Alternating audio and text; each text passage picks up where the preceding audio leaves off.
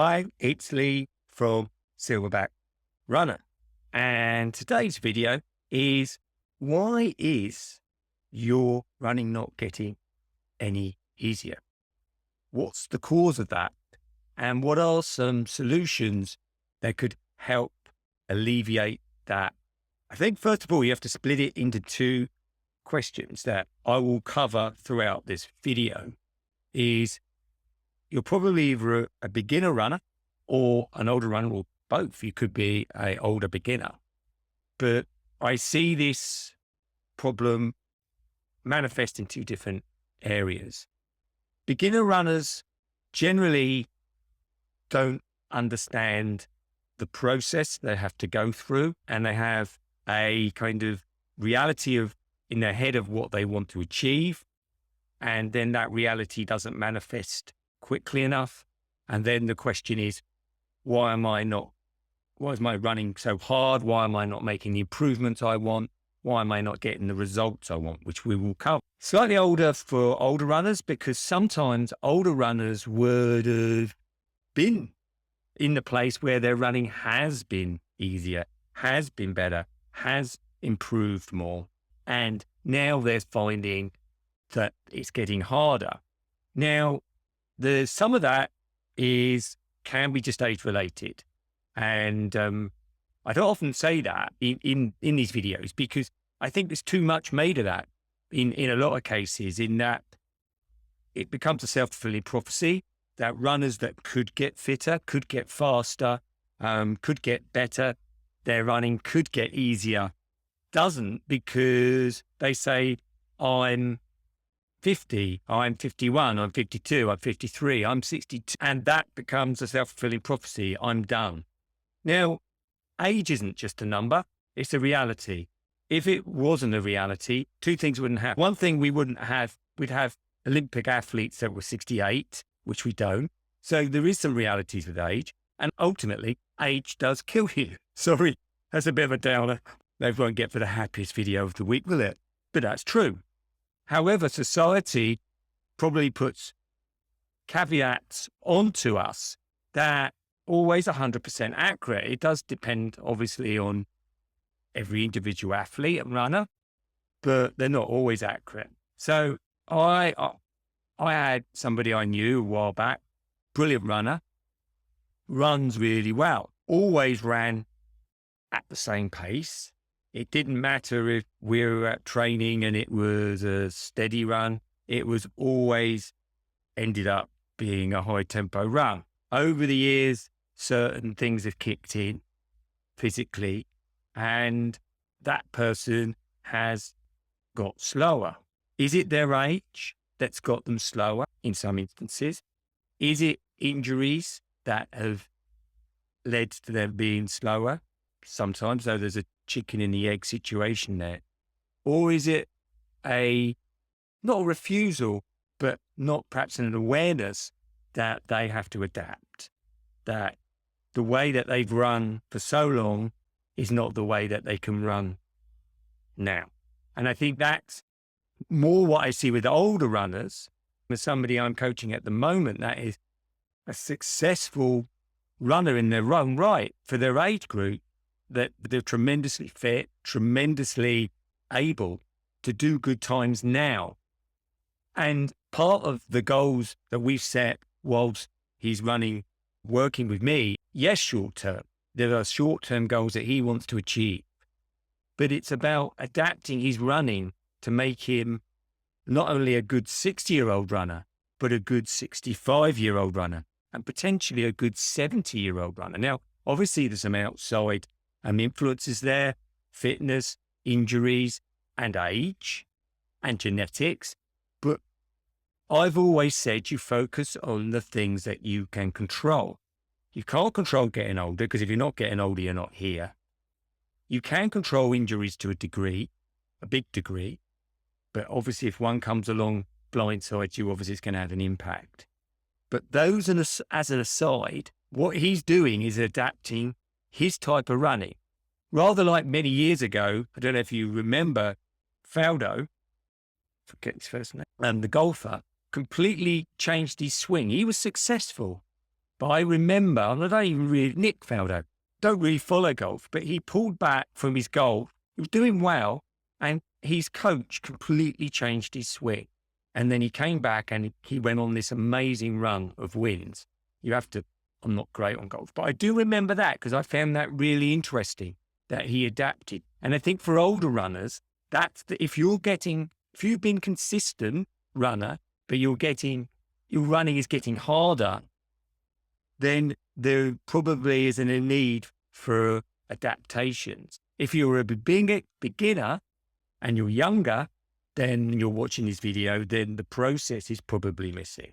So what are more generic things that could make your run easier? Well, the running habit. You've got to be consistent with your running. And I call this the inner game of running. I look at runners, and some have strong inner games and consistent running. And that means that their running gets easier because they build up a better aerobic base, and runners that are less consistent. And the reason for that is normally their inner game. Now, you've got to look at the human brain for this. The human brain over millions of years has navigated us through to the place we are now, from coming down from trees to the technology that enables me to communicate with you now. Back in the day when we were first coming down from trees, we didn't have much food, we didn't have much shelter, and we didn't have much safety. The brain, as it developed, became a machine for finding the quickest way to solve a problem, i.e., why walk when you can invent the wheel, and also to keep us safe and get the maximum return on the minimum amount of effort. The brain is brilliant at that, and it needs to be applauded for that.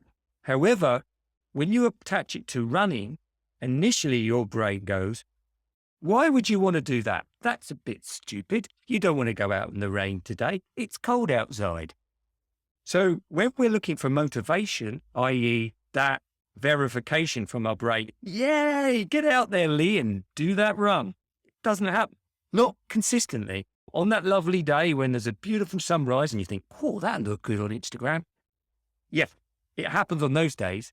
But when it's dark, January, -3, and you're really in bed and it's lovely and warm, it doesn't happen then. Your brain is going, best thing here, Lee, is to stay lovely and comfortable, snug as a bug, because why put yourself? So that's how your brain works. Everyone's brain works that way.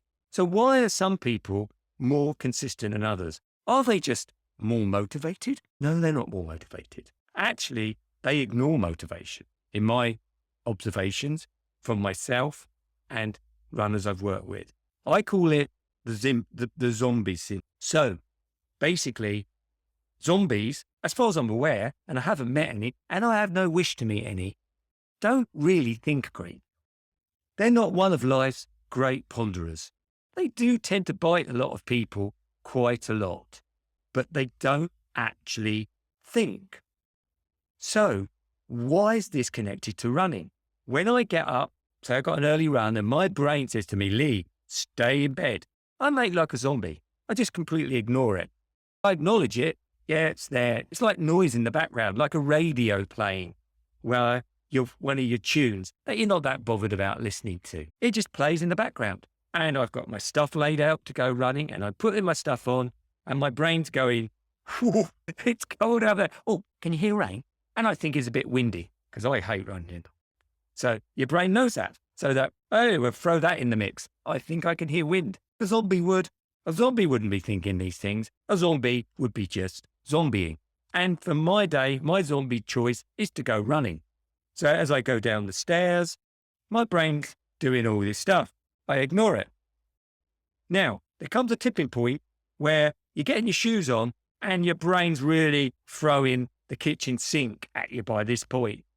But once you get out there, then your brain, you start to utilize that safety and comfort feature of your brain to your advantage, because suddenly your brain goes, oops, we're actually doing this. And then starts to work on its billions of years of, we've got to keep the ship afloat. So basically your brain and your body are going, right, it's going to go for a run. We haven't really got much we can do to stop him from doing that, but we must make sure that he gets back in one piece. This is where adaptations happen. This is actual physical reality.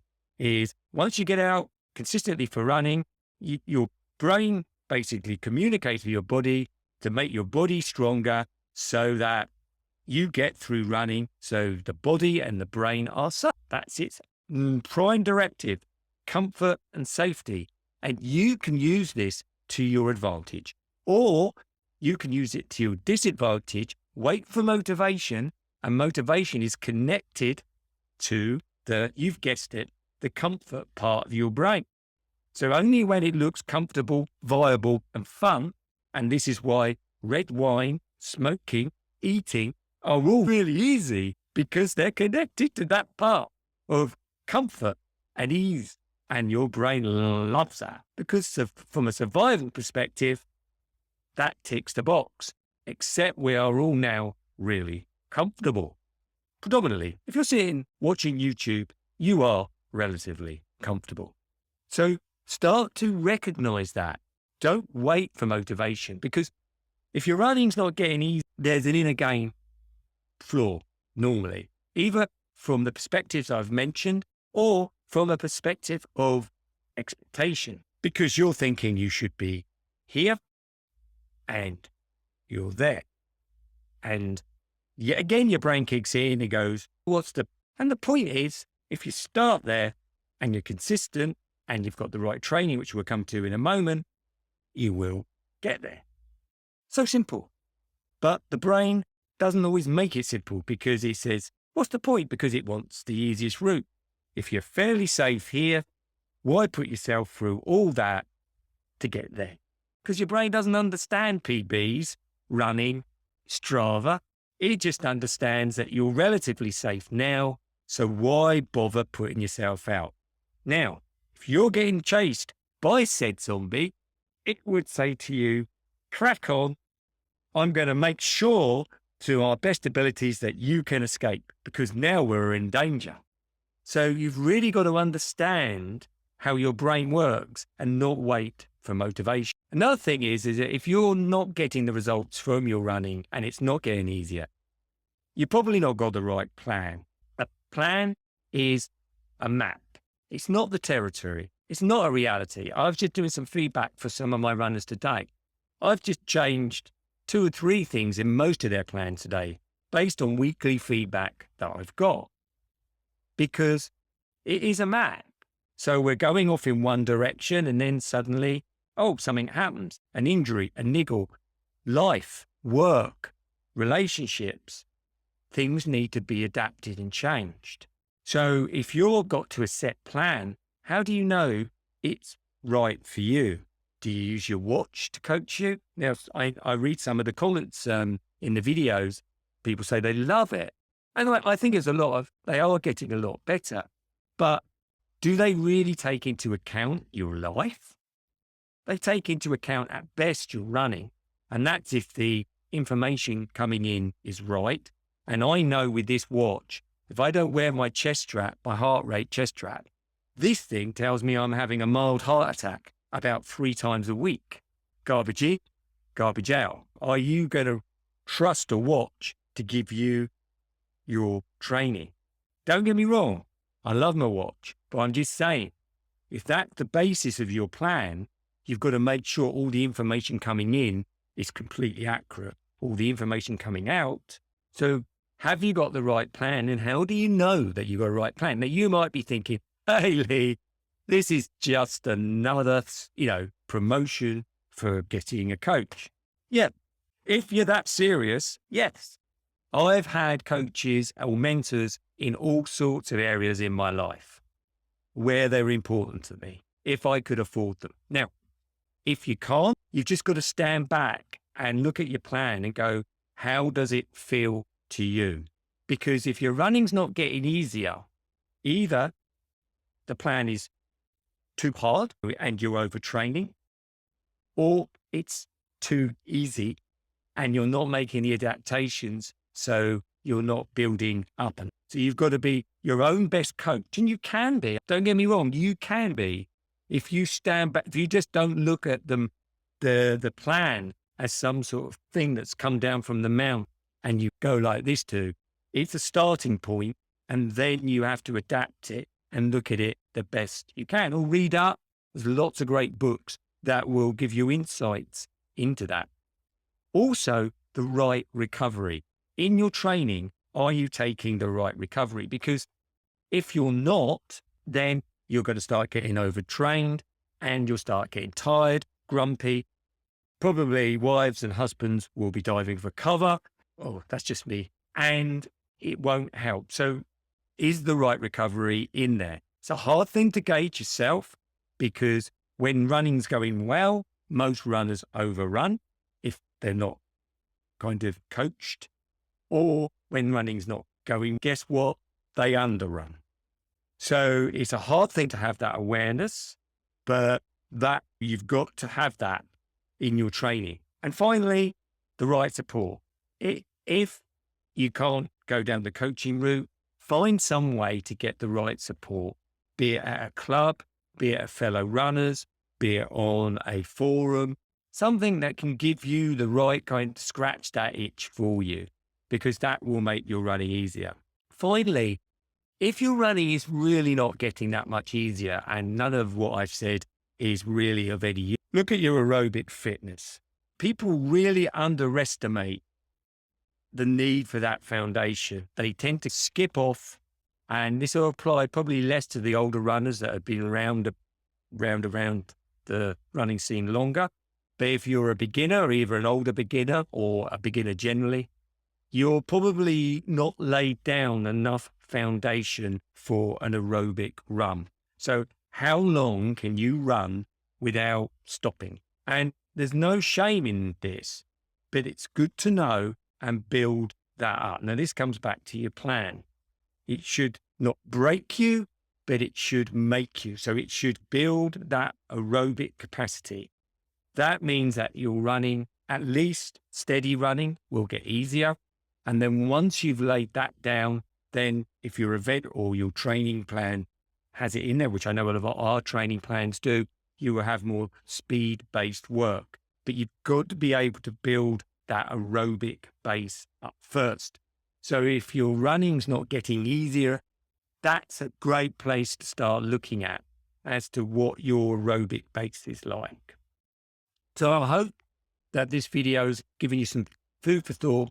If your running's not getting easier, if you're not making the progress you want, or you're not getting faster, these are the areas. Some of them are strategy-based, process-based, your training in itself. Some of it and around your aerobic fitness. And some of it's been around what goes on in here. And it will depend on where you are in the journey as to what really resonates with you, and also you as a person, because there'll be people that have fairly good fitness, good aerobic base, but struggle with the inner game. And there's a lot of people with the inner game pretty much dialed in. They want that consistency, but they haven't quite got it yet. You would have to look at your training plan, your recovery, and also to make sure that you're building up that aerobic fitness.